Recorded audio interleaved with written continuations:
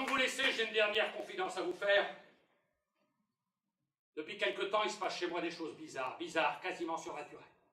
Il y en a qui ont des fourmis dans la cuisine, des cafards sous l'évier, des araignées au plafond. Moi, j'ai un mille-pattes dans ma bibliothèque.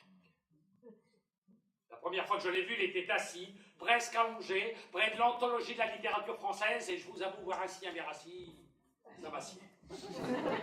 J'ai dit, qu'est-ce que tu fais là? Il m'a dit, regarde, à la page 43, un poète inconnu a écrit après inachevé manque un verre. Ce verre, c'est moi. J'en entends déjà me dire, ça n'a rien d'étonnant d'avoir un verre à soi. Je le sais, ce qui m'étonne, c'est que ce verre soit un verre à moi. J'ai dit, comment tu t'appelles? Il m'a dit, Alexandre Ier, roi des 1000 pattes. J'ai dit, Alexandrin, verre à 1000 pieds. Faut vraiment être sonné. Il m'a dit, j'habite le monde des créateurs, des auteurs, des poètes. Viens, je t'emmène, donne-moi la main. C'était pas la première fois que j'avais un verre à la main, mais cette fois-là, je m'en souviens particulièrement. Avant même que j'aie le temps de réagir, j'étais dans son monde. Le monde des créateurs. Il m'a dit, nous sommes ici dans l'antre de Montaigne. Montaigne, tu connais? Je dis, oui, je connais. Ben, il me dit, comment tu le vois? Physiquement. Ben, je dis, je sais pas, grand, mince. Il me dit, non. Montaigne était un petit Rabelais. Je dis, comme Tolstoï. Il me dit, non, lui, Tolstoï n'était guère épais. J'ai du mal à suivre.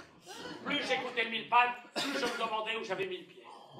Puis on est parti dans le monde de Balzac. Le cousin Ponce, la cousine Bête, ces deux-là, je m'en souviens, je les avais notés. Sur mon Ponce Bête, il m'a dit Balzac, un grand écrivain, celui qui le mieux a décrit l'avarice. J'ai dit oui, il a décrit l'avarice avec un grand A. Il me dit non, avec une grande D, c'est là qu'est le génie. Le verre semblait vexé. Je vous avoue, c'est une drôle d'allure, hein, un verre convexe. Puis on est parti dans le monde d'Hugo. Les Misérables.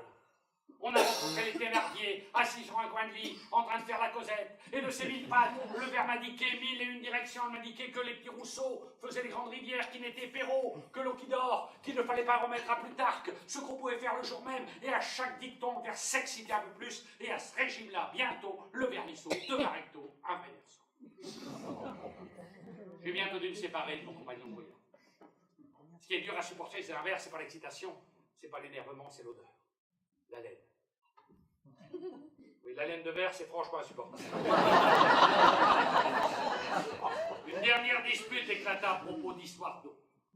Lui prétendait que c'était Pauline Réage qui avait créé la libido du roman, alors que tout le monde sait que c'est Freud qui a découvert la libido. Depuis, on s'est perdu de vue, mais je le retrouverai.